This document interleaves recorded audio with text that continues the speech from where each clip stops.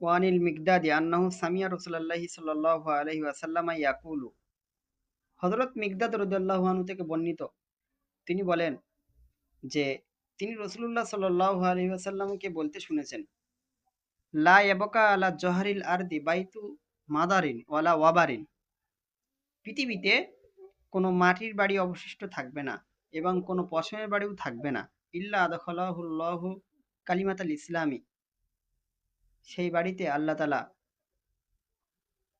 ইসলামের কালিমাকে প্রবেশ করাবেন। অর্থাৎ পৃথিবীতে সব বাড়িতেই, ধনীদের বাড়িতেও গরিবদের বাড়িতেও ইসলামের বাণী প্রবেশ করাবেন।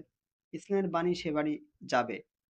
বিইজ্জিন আজিজিন, হয় সুসম্মানে যাবে, অজুল্লি জালিলিন, না হয় অপমানের সাথে।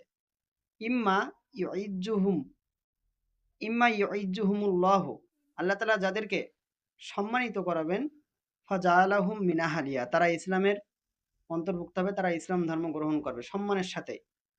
আও ইউজিল্লুহুম, অথবা আল্লাহ তাআলা কারোর অসম্মান করাবেন, ফাইয়াদিনুনা লাহা, তারা সেই ধর্মের অনুগত হবে, অর্থাৎ সেই ধর্মের অধীনে তারা চলে আসবে, ইসলাম ধর্মের জিজিয়া ট্যাক্স দিয়ে তারা বসবাস করবে।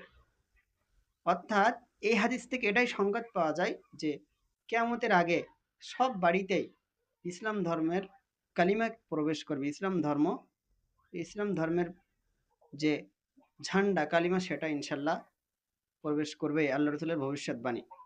কুলতু, আমি বললাম, হযরত মিকদাদ বলছেন যে, তিনি বলছেন যে ফায়াকুন দীনু কুল্লুহু লিল্লাহ, তাহলে তখন তো ধর্ম তো, ইসলাম ধর্ম তো পুরোটাই আল্লাহর জন্য হয়ে যাবে, অর্থাৎ পুরো পৃথিবীতেই তো ইসলাম ধর্মের বাণী ভরে যাবে।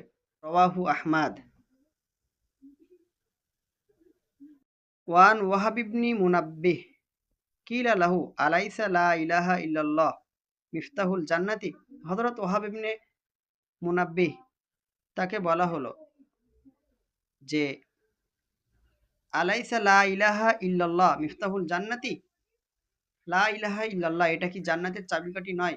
হযরত ওয়াহাব ইবনে মুনাব্বিহ রাহমাতুল্লাহি আলাইহিকে এই প্রশ্ন করা হলো।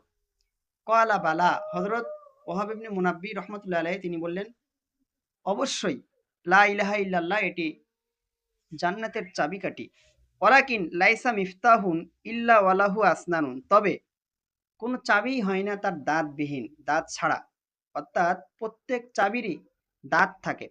ফাইন জিতা বিমিফতাহিন লাহু আসনানুন, তুমি যদি এমন চাবি নিয়ে আসো যে চাবির দাঁত আছে, ফুতিয়া লাকা, তাহলে তোমার জন্য সেই চাবি দিয়ে তালা খুলবে। ওয়াইল্লা লাম ইফতাহ লাকা, অন্যথায় তোমার চাবি দিয়ে দাঁত খুলবে না। এই ওই চাবি, যে চাবি দাঁত নেই, সেই চাবি দিয়ে তোমার জন্য তালা খুলবে না। এখান থেকে হযরত ওয়াহাব ইবনে মুনাব্বিহ রাহমাতুল্লাহি আলাইহি এটাই বলতে চেয়েছেন, মূল কালেমায়ে শাহাদাত লা ইলাহা ইল্লাল্লাহ এটি হলো জান্নাতের চাবি, জান্নাতের দরজা খোলার চাবি।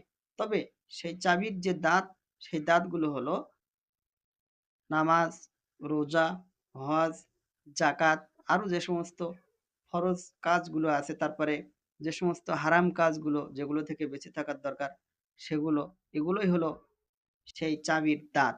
আমরা যখন সেই কালিমায়ে তৈয়বা কে গ্রহণ করে নিয়েছি, তখন আমাদের জন্য জান্নাতের চাবি চলে এসেছে। তবে সেই চাবির দাঁতকে যদি আমরা পেতে চাই, তাহলে আমাদের এই সমস্ত হুকুম হাকামগুলো মান্য করতে হবে, তারপরে আমরা জান্নাতে যেতে পারবো। আর শুধু যদি কালিমায়ে তৈয়বা কেউ পড়ে নেয়, সেও জান্নাতে যাবে, তবে তার এই সমস্ত ভালো কাজগুলো না করার জন্য, তারপরে হারাম কাজগুলো থেকে বেঁচে না থাকার জন্য, সে আগে তার পাপ অনুযায়ী জাহান্নামে যাবে, সেখানে থাকবে। তারপরে তার পাপ যখন সেখানে মিটে যাবে, সময় যখন শেষ হয়ে যায়, তারপরে সে আবার জান্নাতে চলে আসবে। রাওয়াহুল বুখারী।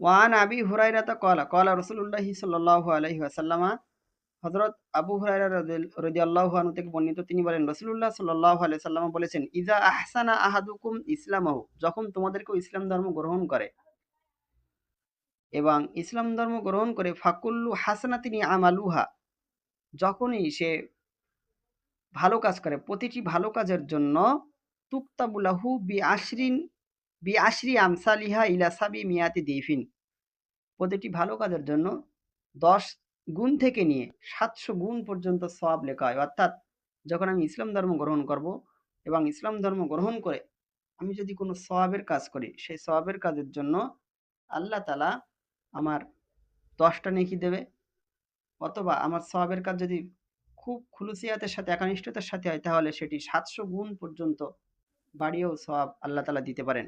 অকুল্লু সাইয়্যাতিন ইয়ামালুহা, এবং যখন কোনো বান্দা ইসলাম ধর্ম গ্রহণ